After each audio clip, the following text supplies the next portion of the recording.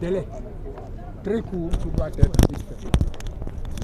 Par voie de conséquence, si on est devant la Cour en matière électorale et qu'on est dans des délais, n'est-ce pas, où des droits peuvent être définitivement compromis, on ne voit pas pourquoi la Cour ne viserait pas l'abcès et qu'elle renvoie à une autre juridiction en sachant que les délais pour que cette juridiction soit saisie se réunissent, rendent sa décision, que l'on revienne devant elle pour, lorsqu'on n'est pas content, n'est-ce pas, on sortira en fait des délais qui permettraient à Ousmane Sonko d'être candidat et d'accomplir les formalités.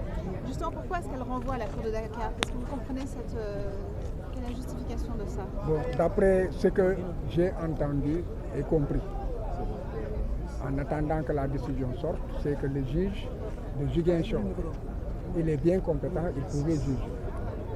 Mais il dit que le juge de Ziguinchor, en regardant les formalités qui avaient pour but donc d'informer Ousmane Sonko de sa radiation, n'est-ce pas, a augmenté à la loi. Il devait se limiter à simplement ce que disait la loi, vous comprenez, mais aller jusqu'à dire que l'objet n'a pas été atteint parce que dans tout état de cause, on n'a pas pu toucher Ousmane Sonko pour l'informer, pour exercer ses droits, et qu'il fallait une lettre recommandée avec accusé de réception. Donc le juge est allé trop loin. Et par voie de conséquence, pour ce motif, vous savez très bien que je ne peux pas être d'accord. Donc il ne faut pas me poser cette question. Oui. Par voie de conséquence. Mais c'est une décision de justice, je la respecte et je la commenterai. Vous parlez des délais concernant... J'ai une question par rapport, pourquoi est-ce qu'on renvoie vers le tribunal de Dakar? Pourquoi Dakar?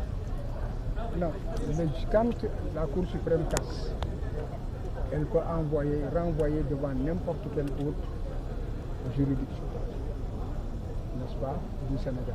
Donc il a choisi que ce soit Dakar.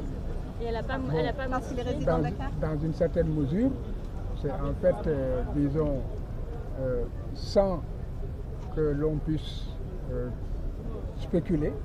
En tout cas, le constat, c'est qu'eux, ils disaient que c'était Dakar qui était compétent et finalement, c'est Dakar qui va juger l'affaire. Ça, c'est un simple constat que je fais sans commentaire. Maître, une conseillère s'est retirée. D'après vous, qu'est-ce qui peut justifier bon, cela? je ne rentre pas dans ça. Une conseillère qui est là, qui écoute les débats. Ensuite, ils vont en délibérer ensemble. Ils décident d'une chose apparemment et elle ne vient pas en abandonnant l'audience. Je ne fais pas de commentaires, chacun n'a qu'à, en fait, comment dirais-je, penser ce qu'il pense. Moi, je fais simplement un constat. Est-ce à dire aujourd'hui que Ousmane Sonko ne peut plus être candidat à la présidentielle? Comment?